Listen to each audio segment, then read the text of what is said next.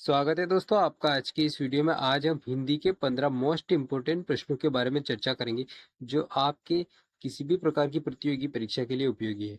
बढ़ते अपन सीधे पहले प्रश्न की ओर। पहला प्रश्न है हमारा, भाषा की सबसे छोटी इकाई कौन सी है? दोस्तों, भाषा की सबसे छोटी इकाई वर्ण कहलाती है। क्या कहा जाता है उसे? वर्ण कहा जाता है। नेक्स्ट दूसरा प्रश्न, भाषा की सबसे छोटी लिखित इकाई कौन सी है? तो दोस्तों, भाषा की सबसे छोटी लिखित इकाई को वर्ण कहा जाता है।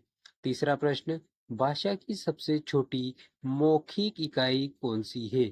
तो दोस्तों, मौखिक इकाई ध्वनि को कहा जाता है। लिखित इकाई वर्ण है और मौखिक इकाई ध्वनि है।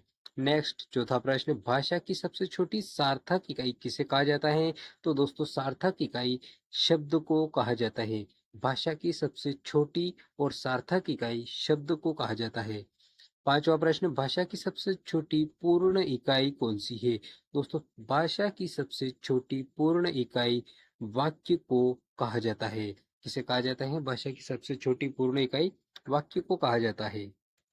नेक्स्ट दोस्तों, छठा प्रश्न, वर्णमाला किसे कहते हैं? तो दोस्तों, वर्णों के व्यवस्थित समूह को वर्णमाला कहते हैं। किसे कहते हैं?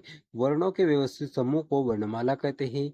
ए आई वर्ण क्या कहलाते हैं? तो दोस्तों, इन्हें कंठ तालव्य कहा जाता है, क्योंकि ए और आई ये कंठ और जिह्वा की वजह से बोले जाते हैं। इन्हें कंठ तालव्य कहा जाता है। नेक्स्ट आठवां प्रश्न, हिंदी वर्णमाला के अयोगवाहक वर्ण कौन से हैं?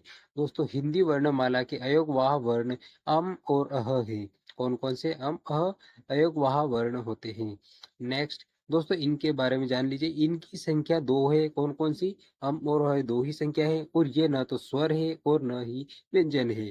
दोस्तों, अयोगवाह वर्ण उन्हें कहा जाता है जो न तो स्वर होते हैं और न ही व्यंजन होते हैं। नेक्स्ट नौवां प्रश्न, ज्ञ वर्ण किस वर्ण के संयोग से बना है? दोस्तों, ज्ञ वर्ण जो है ये ज वर्ण के संयोग से बना है।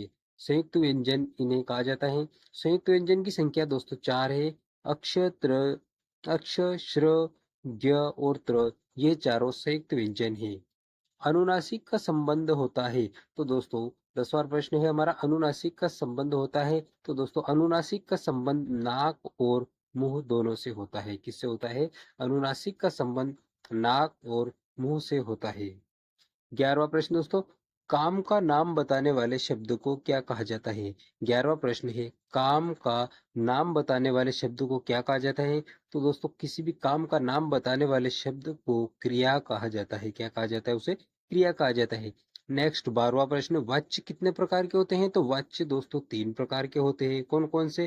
कर्मवाच्य, कृतवाच्य और भाववाच्य। ये तीन प्रकार के वाच्य हैं। कौन कौन से? कर्मवाच्य, कृतवाच्य और भाववाच्य।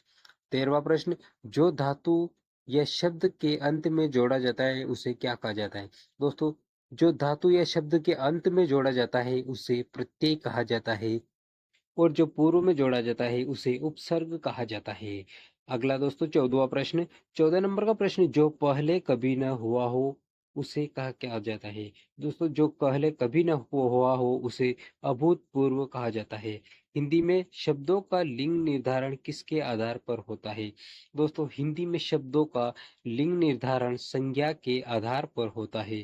दोस्तों, जानकारी पसंद आई तो वीडियो को लाइक कीजिए, चैनल पर नए तो चैनल को सब्सक्राइब कर लीजिए, और अपने दोस्तों में वीडियो को ज़्यादा से ज़्यादा शेयर कीजिए। मिलेंगे दोस्तों अगले वीडियो में, तब तक के लिए आपको बहुत बहुत धन्यवाद।